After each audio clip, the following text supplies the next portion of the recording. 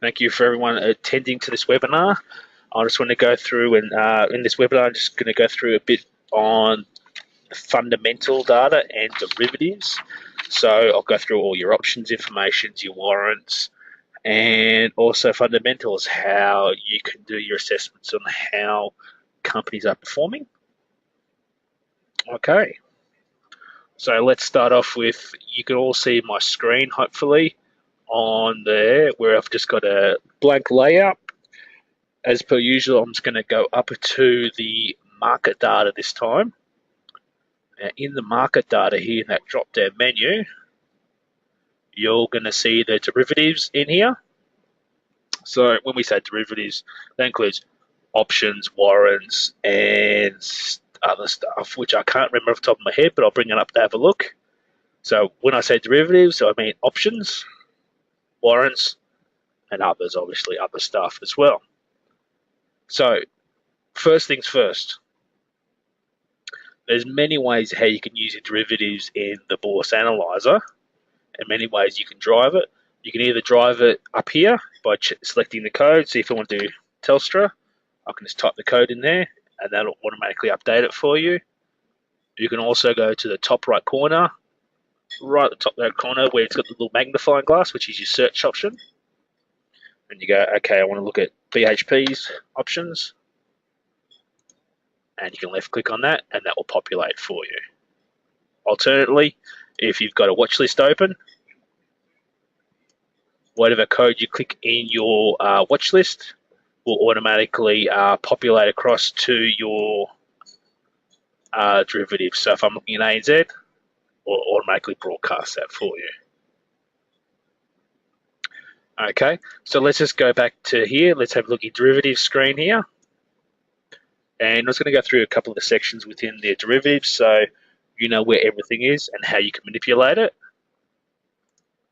Okay, so first things first, your expiry dates. So in the top left corner, currently I'm looking only at February's expiries.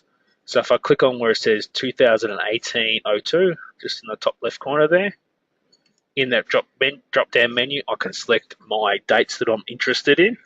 So if I want to look at, say, some of May's expiries, I left click on that, and that will start populating it in here. Now, everything in this system now is sorted by essentially by the strike price. So we can see that in that column right there. See the strike there? If I click on strike, it's currently sorted, was it chronologically? So by the lowest price first, we can click on strike. No, it's not sorting it by, it won't sort it the other way. Well, I'm wrong there. All right. Next one along is duration, currently set to all. So there are options, especially in the current months, where they expire at the end of the month or at the end of the week. So if I set it to weekly, it'll show you all those contracts expired in this week. Obviously, it's not applicable for us because we're so far into the future. If I roll it back to February, you'll see if it's filtering a lot more stocks in there, also options in there, which I can do my analysis on. So it's just all these little things where you can specify what you want to look at and it'll filter it out for you. Next one along, we got our types. So this is how you can basically filter out your puts or your calls. So underneath here, I'll just take that down. You can see the column there where it's got your type, which is your calls and puts. Okay, and this is just basically filtering it out. Nothing unusual for you guys. Okay. Next one along, we've got the styles. So we've got our American or a European. So we look directly below there. All the options we got down here are all the American style. And we got one down there, which is a call, which is your European. That's nice and simple there. So now we can start looking a bit more in the actual screen itself of all the different fields and columns and all the information supplied within them. So for this instance, we're going to look at this ANZ WU7. So we see the code there, we see the description, which gives us a better indication what it is. So it's a 8th of February expiry, 2018. It's a put. The expiry price is, or strike price is 23.50. It's an American style, and the 100 stands for shares per contract. Okay, so if we move along a little bit, we see it's a put. We see the style's American, and you see the SPC at the top here. It means it's shares per contract. So if we move this into an index here like your XJO, okay, okay. So you look at the shares per contract, you see the sizing's a lot different. So remember they're in groups of 1,000. So that's why it's quite different with the shares per contract. You will come across some of them where it's not 100 or 10, it's going to be like 105 or 103. So it's just more information that you should be aware of when you come across instances where, yeah, it basically throws you off essentially. Okay. So next next column along we have is the strike price. Okay. Then we've got our bid, ask, and last, which I'm going to show you how we can populate it. Unfortunately, because we're out of market, I don't know if we'll get it updating, but I'll just try. So what I've done is I've right-clicked on your actual chart here, so on the derivative screen there, and we've got a couple options here. Because I've got a trading account linked up to this, I can place a buy order or a sell order, and because I'm a more advanced user, I've got legs, so I've got an add leg to buy and an add leg to sell. They're more used for combination orders, where if you want to have a chat to me about those, give me a call, but we don't really offer that to everyone because it's more sophisticated traders. And the last one in that list is we've got place quote request. So that puts a request into the market for the current market price. So obviously, because I'm doing it out of market hours, it says a legal transaction at this time. So normally during the market, what it'll do is it'll actually populate the bid and ask price in that screen there. Okay. Next column along is what we call OI, which is open interest. So if we scroll down a bit here, and we look at this BHP here, which is the $28 strike. So he's got an open interest of 1,025 on there. And because the market's not open, it's not calculating currently the implied volume, so implied volatility, the bid and the ask. So that's all to do with the calculations of that. I'll go through those a bit later on the actual video to explain those to you. And we've got the indicative value, which is the next column along. And then we've got delta, gamma, theta, theta again, vega, and exponential vega. So we've got all these additional columns which you use or may not use. It's really up to you, but they give you different calculations of the implied volatility and the volatility of the option that you're actually looking at. Okay. So I'm just going to resize this a little bit here. And what we're going to do now is go through in here looking at the valuations, because it's all about doing the valuations on the actual options, because we're all about showing you how can you get more information for doing less work. So I'm just going to select this 8th of February $28 strike in there. Okay, and obviously like all our other windows, if it's got the little chain in the top right corner, whenever I click on it, it'll broadcast to that particular window. So in this window here, it's got a lot of that same information that you've got in your columns here, just displayed differently. But it's got all the other underlying prices, the dividend yield, the volatility, etc. So if you're looking at during the day and the prices basically on BHP are actually changing quite a bit, you can sit here and hit calculate, and that will calculate your values at the values on the screen. If you want to change your values in here, so okay, I'll change it to $30. I can calculate that, and obviously it's going to update my indicative values, all those columns, implied, etc. It changes all the calculations on it, so it helps you make a more informed decision of what you're doing when you get into the actual trade. Well, before you get into the trade, obviously. So just to help you out with that. So that's a cool little tool you can use in there. Obviously, that will get affected when you use your quote request into the system, because that's going to update the pricing as well. So all these little tools will help you out, make you a more informed decision. Okay, so now we're going to move on to, in the system here, having a look at we're in options. Now we're going to go to warrants. So I went to the top right corner there, and I clicked on options, and in the drop down menu I'm going to select warrants. Okay. So the warrant screen's a little bit more simple than the option screen because there's less to play with. So it's going to automatically filter to show you all the warrants in the market right now, and by default it's actually sorted by the expiry date, not by the actual strike price. So we can see the expiry date column here. It's basically one that's due to expire the closest is displayed at the top.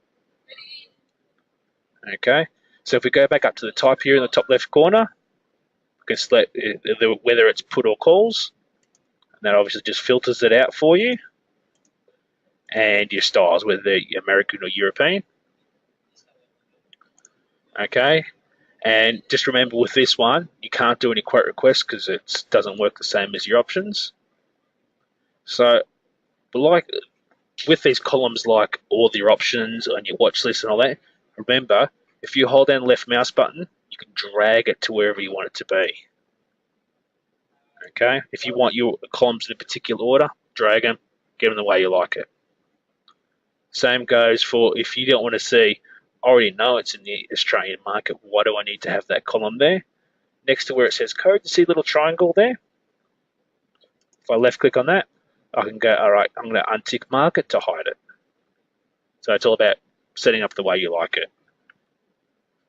Okay. Now, obviously, I know it says derivatives BHP, but it's actually just showing the parent company, which is BHP, in there. It's not going to show you that specifically that options code because it's not going to be really relevant to it. Now, now that we're in warrants, we can have a look at others. So the biggest, I guess, part of this section for the others is if you've got a broker, and because we're brokers as well, if they create what we call a combination order, where it's a multi-leg options order to buy in, sell out, buy to sell, sell to open, whatever you want it to be, they can create an order for you, put it into the system, and then when you want to try actually using that combination order, it's actually visible within the system.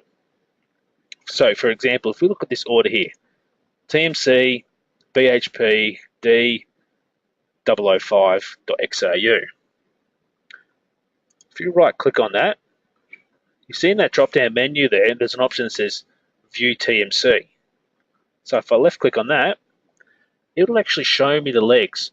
So in this one, we're doing a buy to sell on the BHP UC7.XASX, which is just the ASX market, which is what you expect because you can't trade the options on any other markets. It's only the ASX market. That's where they're available.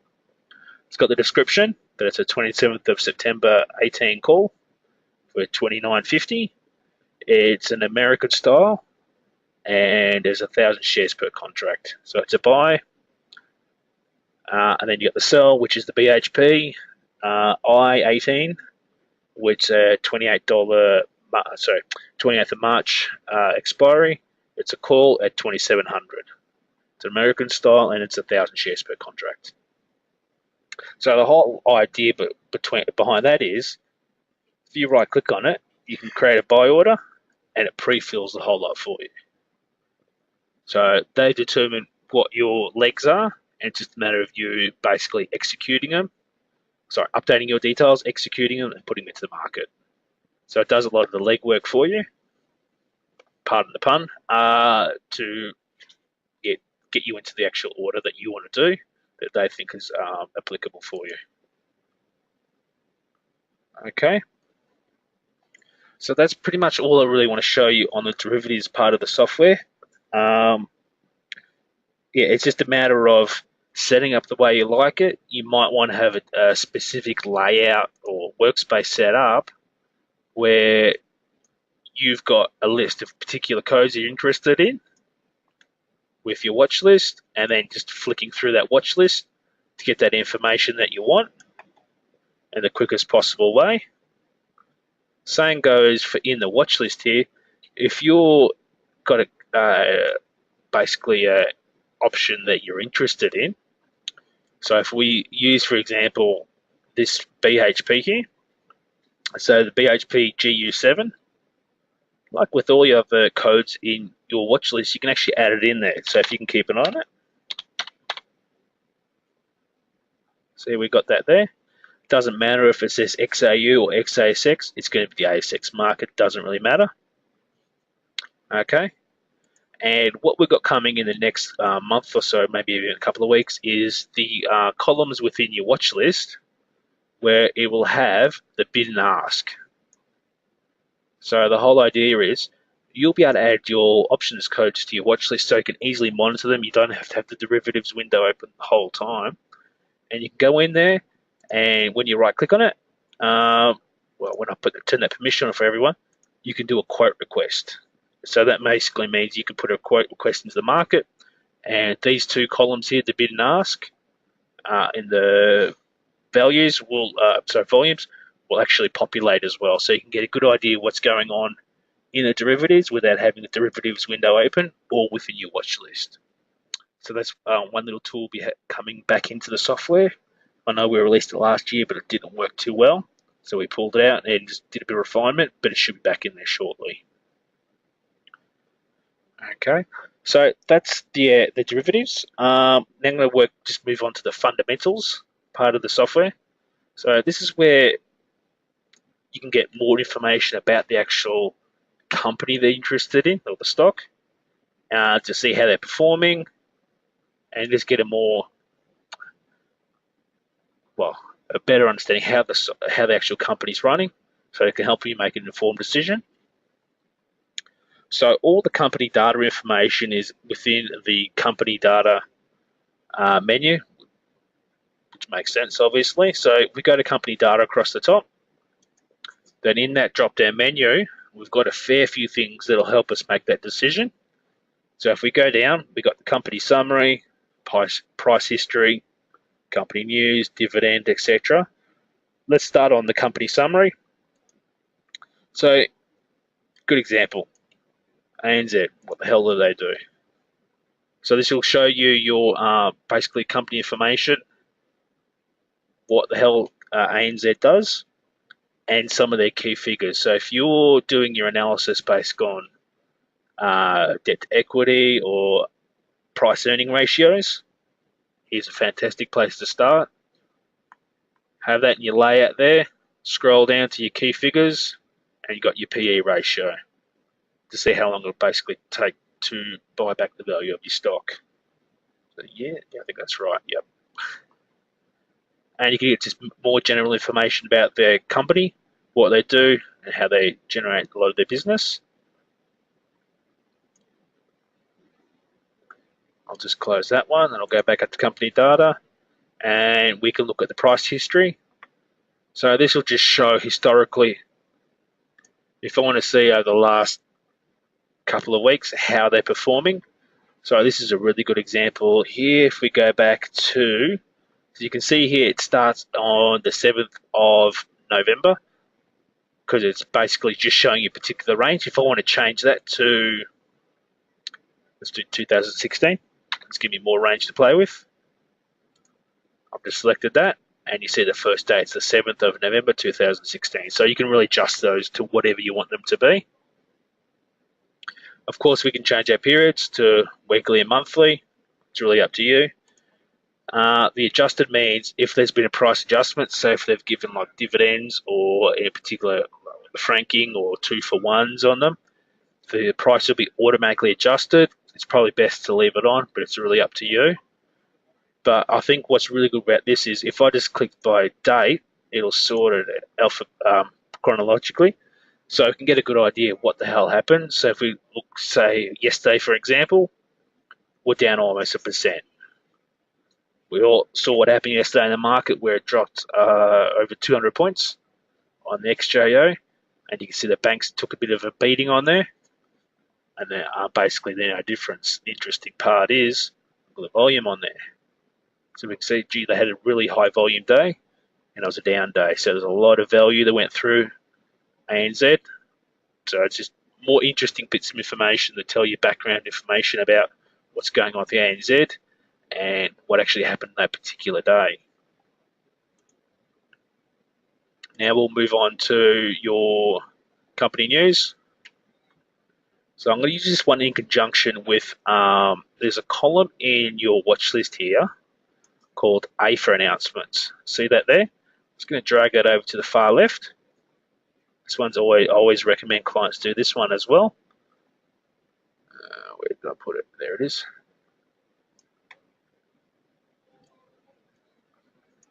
Okay.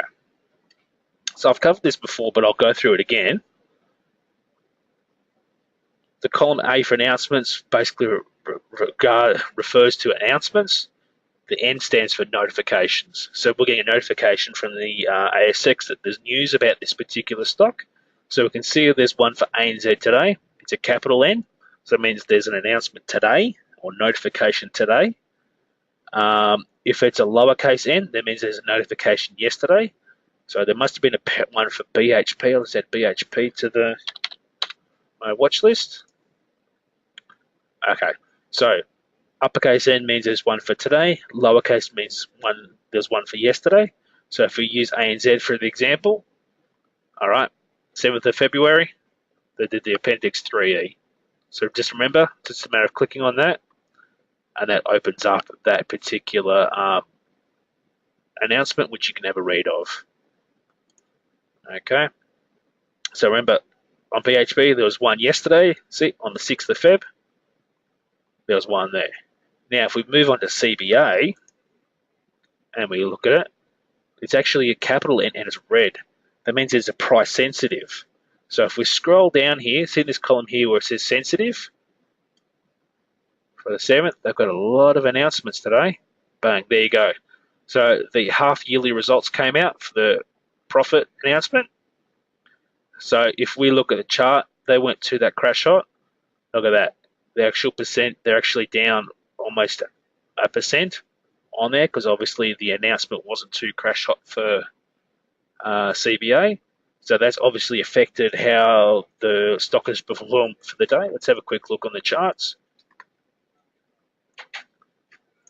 So you can see the last 2 days have been pretty poor, we'll say. I'm going to pop that in. I'll put it on the 5-minute intraday. So we look at the announcement. Was at 7 o'clock this morning. So for the whole day since open, obviously people are very interested in this morning. I'm just going to add a bit of volume on there to have a look. Okay, so there's quite a bit of selling volume during the open, obviously. And then the rest of the day, people bought back in and then sold off during the morning. And then pretty much went sideways for the rest of the day with outside the market with more high volume on there. So it was pretty nothing day, and they just closed below what they opened this morning. So the open this morning's kind of a false start, to be honest. And you look at through the rest of the day, and it's gone pretty much sideways with a slight, almost whimper at the end. Nothing really impressive there. So these announcements do make a big difference, especially the price sensitive ones. So just more something else to be aware of. We go back to the company data and we can look at the dividend history. This is always a really good one in here to see how if you're a shareholder, what dividends you've got historically and when they'll actually be done. So the last one is on the 16th of August last year, and it didn't go through till the 22nd. Well, the payment date was actually 29th of the 9th. We can also have a look in here in the company data. It's under here. Okay. So under market data here, there's something called declared dividends.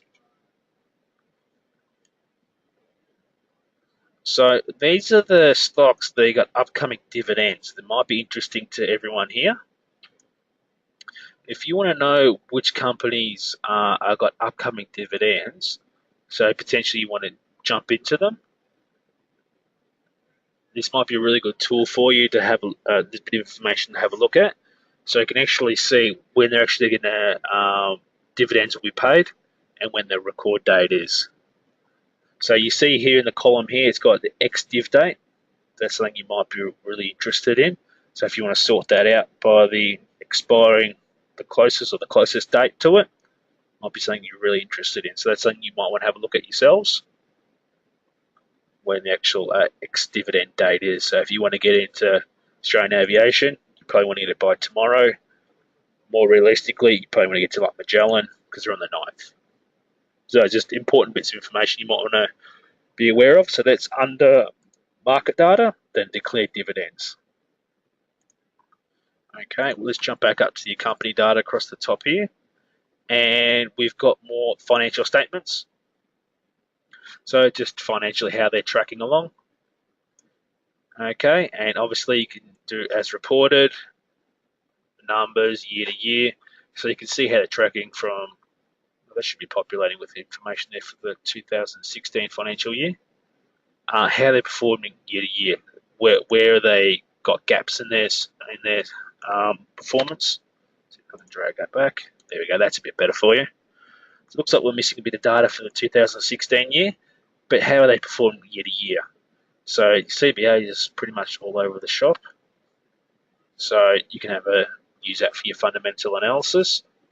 Also in the top right corner, we're currently looking at the balance sheet. You can look at income statements and cash flow. This also help you make a more informed decision.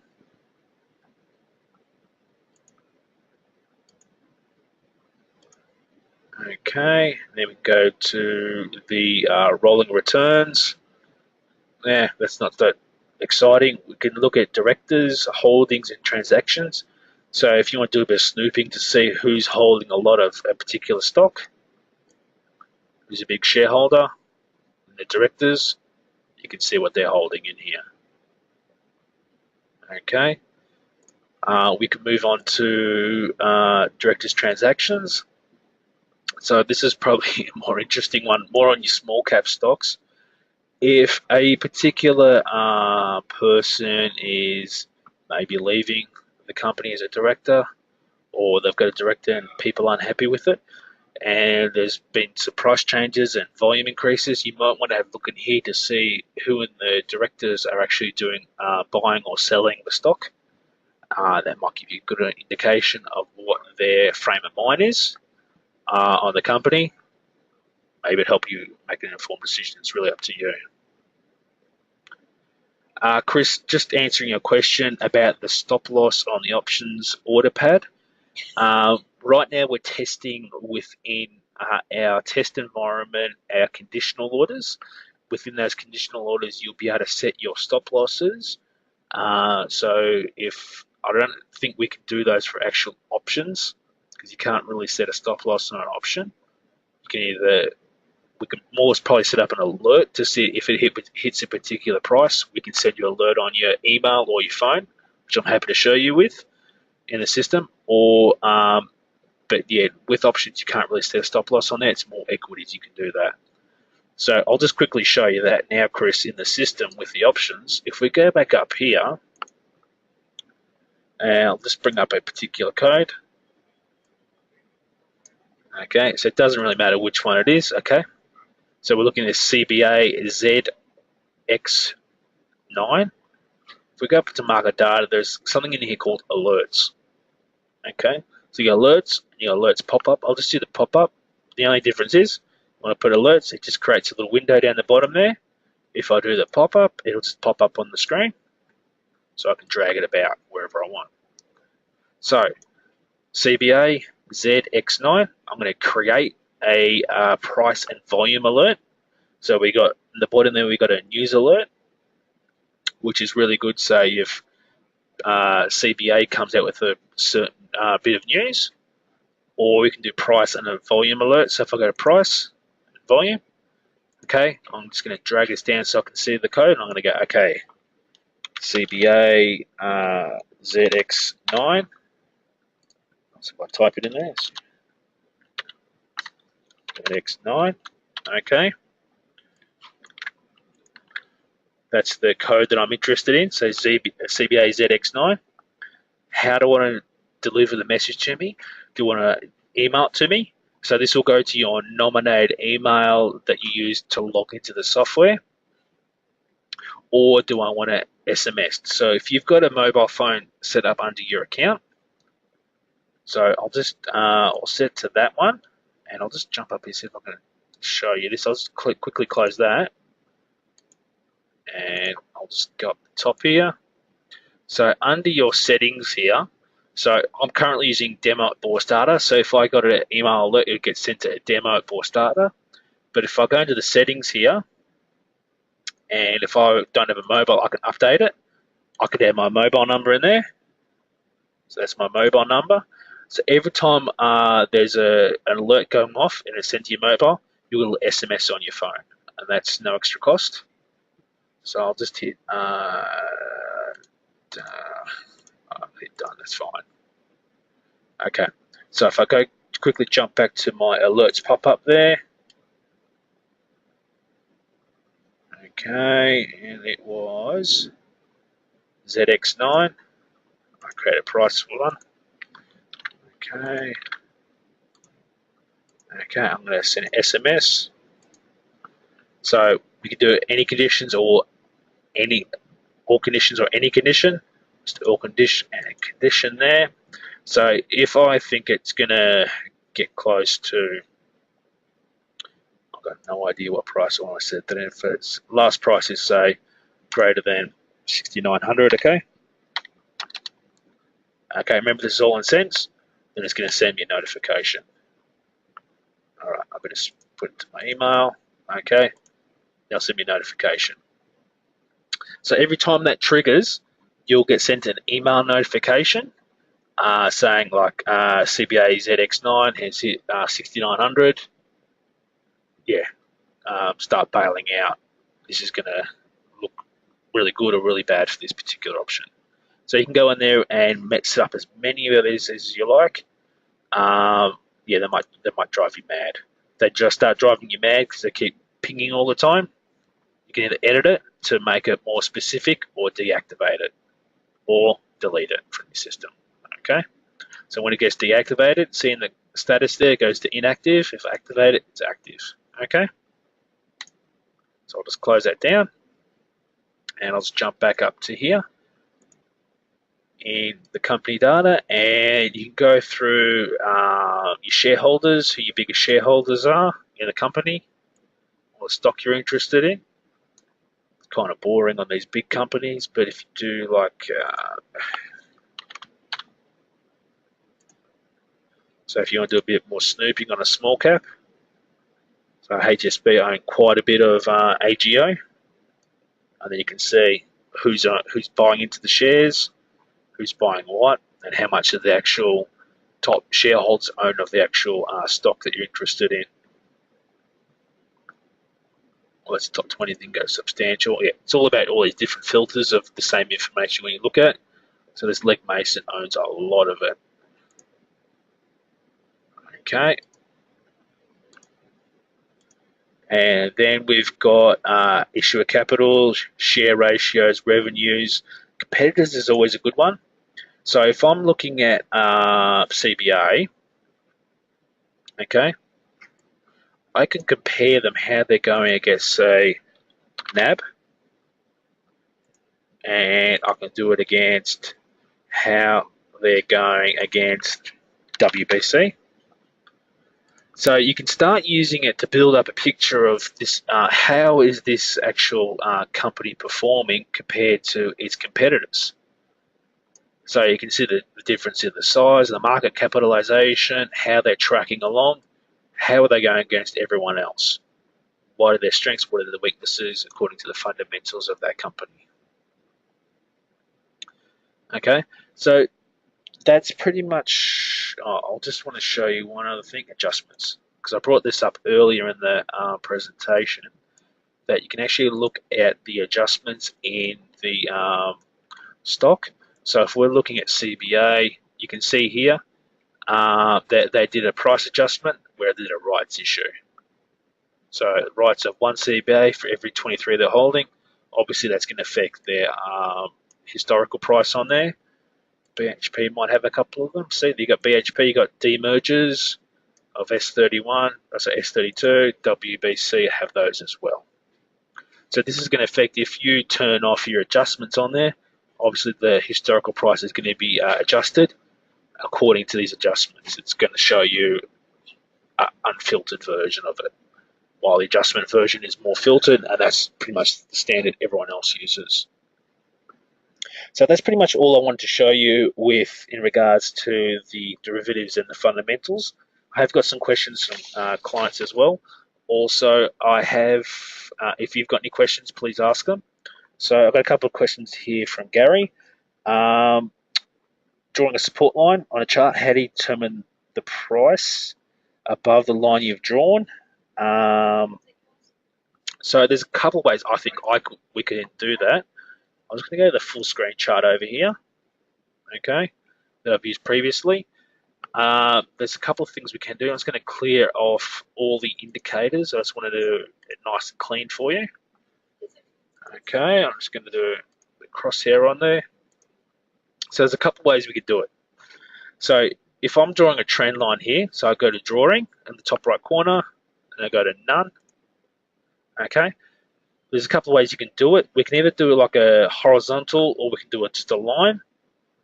But if I'm unsure what the actual price is, so if I put a horizontal one in here, so if I'm looking at the price here and I've got the crosshair on, you'll see in the top right corner there, it's on 85.80 is the price. So if I left click now, I've drawn on a historical horizontal bar there that I know it's on 85.80 because it's got the actual price on the actual price column there on the right side there. That might help you out. That's why I really like the crosshair tool, because wherever I point it on the actual chart, it's going to give me an exact bit of information of where it is. So if I even went to the cross line here, which is basically a permanent version of what I'm looking at with the crosshair. So if I drag this up directly just on, I just stuffed that up, did I? No. So I'm just going to put it exactly on, in the price is exactly at 8,300, and I want it on the 22nd of the 12th. I left click on that, it's drawing it on there, and it'll actually show you on the chart. And I can see I've stuffed that up because I was supposed to do it at 83 exactly.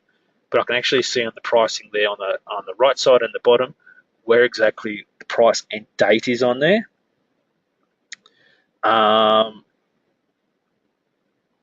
Yeah.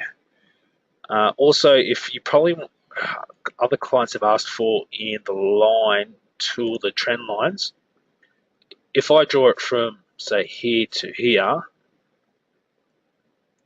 okay, what are the actual values of that? If you actually put your cursor over that trend line, it'll show you the actual amount of basically the price movement, the percentage of the value historically of the price movement. So it's down 12%, and the amount of bars, which is the amount of this, essentially the days that the price movements occurred on there. That's a nice little interesting tool you might want to be aware of. And also, Gary asks, how can I print out a watch list or export to an Excel watch list so I can print it out? It's not that hard actually. We've actually built a few tools in here. So if I I'll just close that. So if I go up to my watch list here, and I'm going to actually go to the top 20.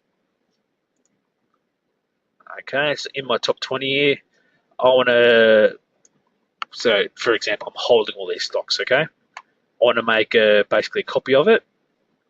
So in the top right corner here, we got the little arrow where you can do the download function there. So if I left click on that, you look in the bottom left corner here. This is the way it works in Chrome. If you've got it in your Firefox, you'll see a little arrow in the top right corner here with a point down. If you can't find it, press Control and the letter J, and that will show you all your downloads in here. So I've got top result there is my watchlist.csv. So if I left click on that, it's actually opening my Excel document there. Okay, I'm just going to drag that over. Okay.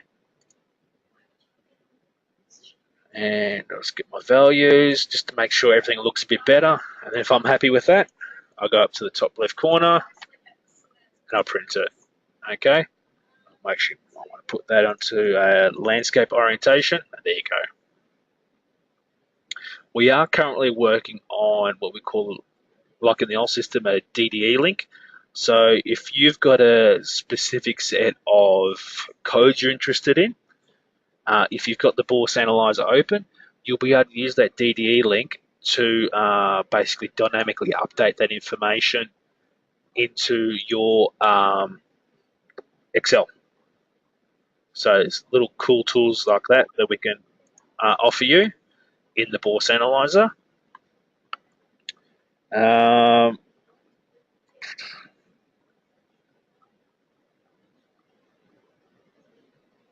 Yeah, that Gary, that tool where you should be able to do the download has been working. If you are experiencing any other problems with it, just ask me about it. Yeah, that issue should be all resolved now. If there was an issue, because it's working for me. I don't know how to explain it to anyone else, but if it works for me, that's all I can say. Is there any more questions that anyone else wants answered for me?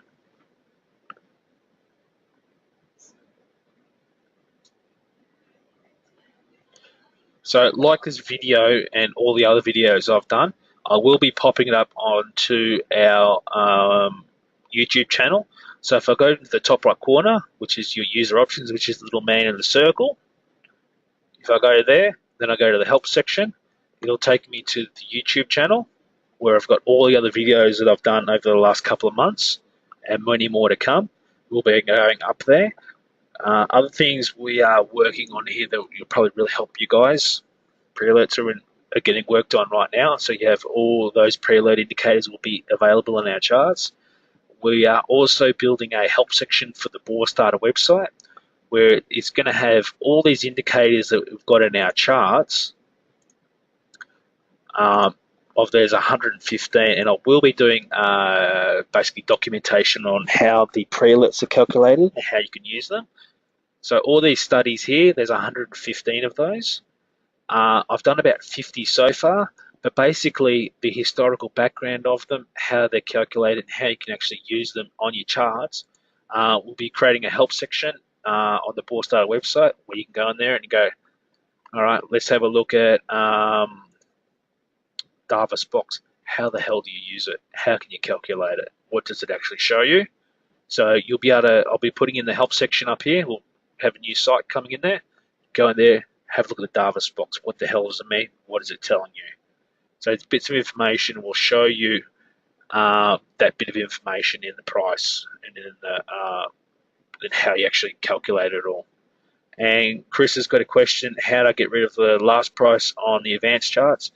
You can't at the moment. That's a setting we're looking at getting changed within the actual Bourse Analyser. That you'll be able to turn it on, turn it off. Some people really love it. Some people don't like it. It's something we decided to leave on when turning on the actual advanced charts. So it's something I'm sure we can configure and turn off. We're just going to figure out where we need that setting is and how we can turn it on, turn it off. Most likely we'll put it through the display across the top here, the ability to turn on, off the last price on there and change the values as well, as in colors and line style, because we can do everything else in here with those kinds of changes.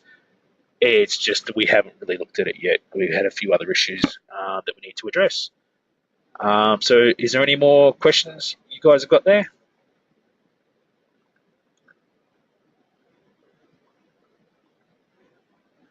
So just remember, as always, if you have any more questions that you need to send to us or have a chat to me about it on the Bourse Starter website, give us a call or give me a call on 1300 363 766. So that's 1300 363 766. I'll be here to help you out with it. If you have a question, fill out the box here, send it through, and I'll answer it and get back to you as soon as possible. As always, thank you very much for everyone.